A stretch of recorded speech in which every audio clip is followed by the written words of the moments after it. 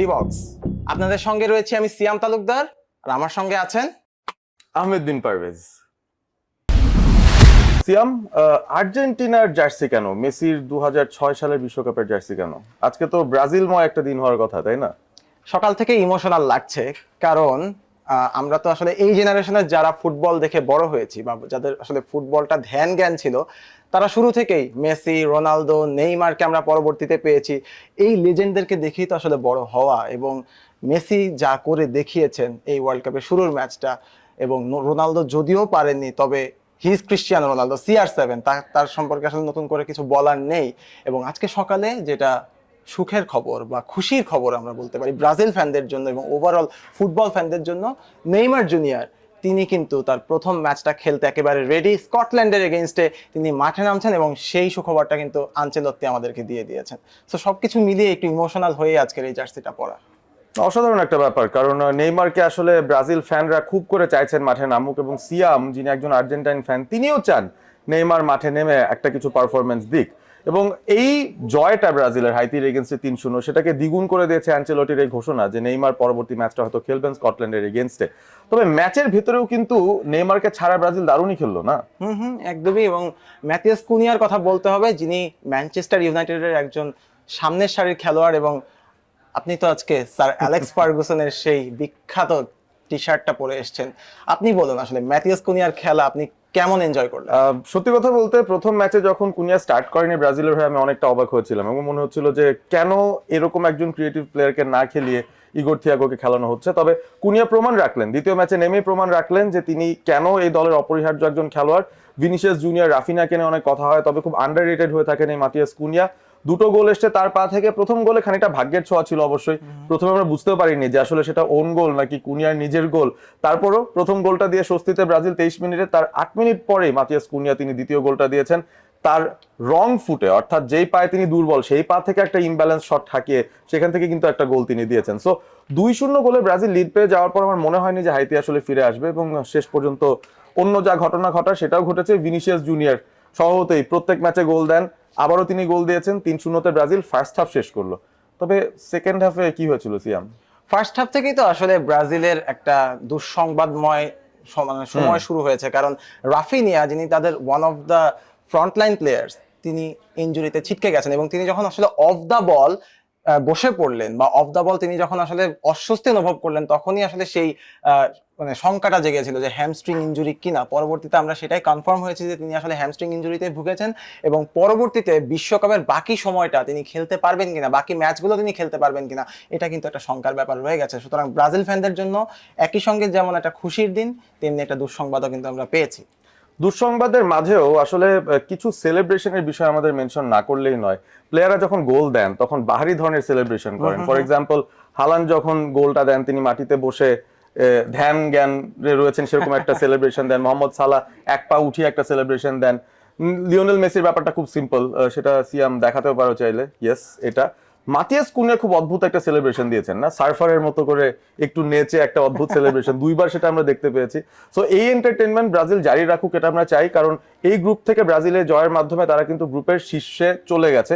এই জয়টা নিয়ে 4টা পয়েন্ট তাদের, 4টা পয়েন্ট মরক্কোরও পাওয়ার সুযোগ ছিল, পেয়েছেও তারা, কারণ আমরা সেই ম্যাচেই চলে যেতে পারি। মরক্কো তারা আসলেই এবারের ডার্ক হর্স, এবং তারা যে পারফরমেন্সটা দিয়েছে আরো একবার কঠিন প্রতিপক্ষ স্কটল্যান্ডের এগেইনস্টে 1-0 গোলের জয় পেয়েছে। 2 মিনিটেই প্রথম গোলটা দিয়েছেন সাইবারি, এবং সেটার পর মরক্কো সেই গোলটাই ডিফেন্ড করতে সমর্থ হয়েছে স্কটল্যান্ডের এগেইনস্টে।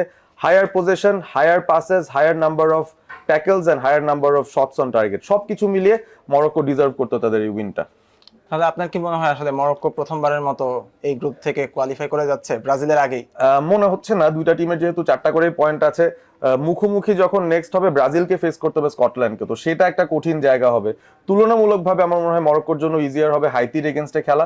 এখন সেখানে হেড টু হেডে যেহেতু দুই দলই সমান, এখন দেখা হবে যে গোল ডিফারেন্সটা কার কত, মরক্কো না ব্রাজিলের। তো সেখান থেকে হয়তো নির্ধারণ হবে কোন দল এই গ্রুপ থেকে আসলে টপে শেষ করতে পারে।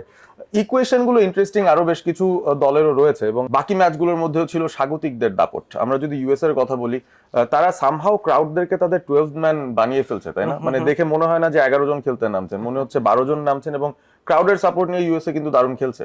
এক্স্যাক্টলি। এবং তারা কিন্তু তাদের যে স্পটটা রাউন্ড অফ 32-তে সেটা প্রায় আসলে কনফার্মই করে ফেলেছে বলা যায়। তবে যেটা আসলে দুঃসংবাদ বা যেটা অঘটন বলা যাবে, টার্কি তারা কিন্তু এক ম্যাচ হাতে রেখেই টুর্নামেন্ট থেকে বিদায় নিয়েছে এবং অস্ট্রেলিয়ার সঙ্গে 2-0 হারের পর প্যারাগুয়ের সঙ্গে তারা আসলে যেই পারফরমেন্সটা দিয়েছে 1-0 একটা হার, সেটা কিন্তু আনএক্সপেক্টেড ছিল। আনএক্সপেক্টেড ছিল কারণ টার্কি যখন খেলেছে প্যারাগুয়ের সঙ্গে তারা 78% বল পায়ে রেখেছে, তারা 32টা শট নিয়েছে, যার মধ্যে 10টা টার্গেটে শট নিয়েছে, তারপরেও কোনো গোল দিতে পারেনি।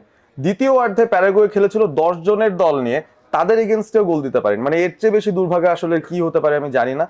তবে এখানে কিছু অন্য ঘটনা ঘটেছে, বিশ্বকাপে যেমন অনেক নতুন নতুন কিছু ঘটনা ঘটে, নিয়মের কারণে কিন্তু অনেক নতুন কিছু ঘটেছে। সিয়াম, এক্স্যাক্টলি, মিগুয়েল আলমিরন তিনি কিন্তু লাল কার্ড দেখেছেন, কিন্তু কেন দেখেছেন? আসলে লাল কার্ড তো আমরা অনেক রকম ভাবেই দেখি, অনেক রকম অফেন্সের কারণে আসলে লাল কার্ড হয়।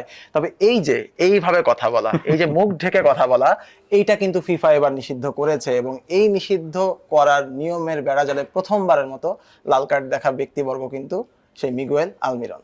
এটার পেছনে আসলে ব্রাজিলেরও একটা স্টোরি আছে। রিসেন্টলি আসলে ফিফা এই নিয়মে যাওয়ার আগে তারা এই নিয়মটা যখন ছিল না, তখন যেটা হতো, ভিনিসিয়াস জুনিয়র একবার একটা কমপ্লেন করেছিলেন, আর্জেন্টিনার মাঠে একজন খেলোয়াড় তাকে মুখ ঢেকে এমন একটা কথা বলেছেন যেটা নিয়ে তিনি একেবারে বিরক্ত হয়েছেন, এবং তারপর তিনি যখন বললেন আমাকে এটা বলা হয়েছে, কোনোভাবে কোনো ভিডিও ফুটেজ প্রমাণ রাখা যায়নি কারণ মুখে হাত ছিল।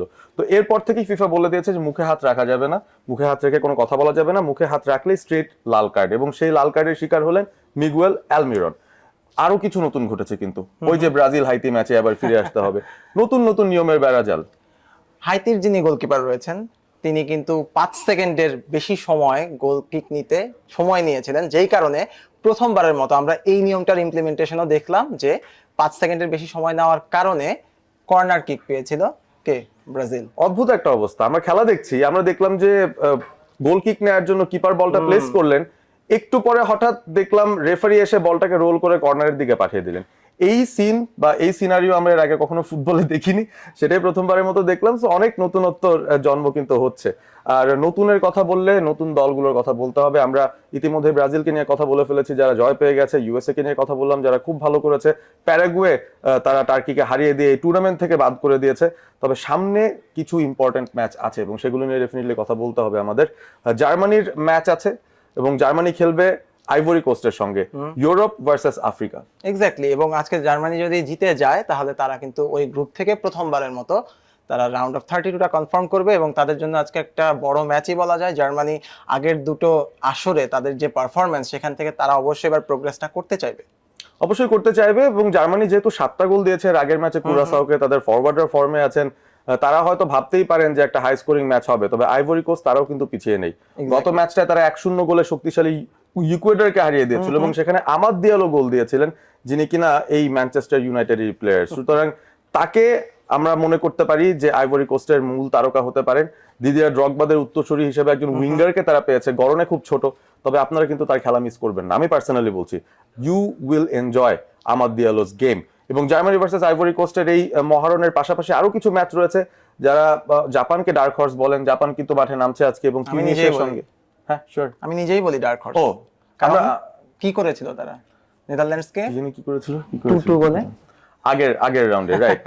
এবং এবার তারা আসলে যে সায়েন্টিফিক ধরনের ফুটবলটা খেলে, সেই কাজটা করে কিন্তু তারা অনেকেরই মন জয় করছে এবং তাদের জেতার পার্সেন্টেজটা বা তাদের জেতার সম্ভাবনাটা অনেক বেশি আমরা কিন্তু দেখছি তিউনিসিয়ার এগেইনস্টে। সো এই ম্যাচগুলো সামনে আছে, সামনে আরো বড় বড় ম্যাচ থাকবে এবং আমরা তো আজকের দিনটা আসলে ওই ব্রাজিলময় করে রাখছি দিন শেষে। এক্স্যাক্টলি, আসলে বড় দলগুলো যখন খেলে বা বড় দলগুলো আসলে যখন আপনার পুরো দিনটা রাঙিয়ে দেয়, তখন আসলে অন্যান্য দলগুলো একটু পেছনেই পড়ে যায়। যেহেতু ব্রাজিল আজকে খেলেছে, সো ব্রাজিলের ফ্যানদের জন্য আজকে একটা বড় দিন, সামনে জার্মানির ফ্যানদের জন্য আসলে বড় একটা দিন আসতে যাচ্ছে হয়তো।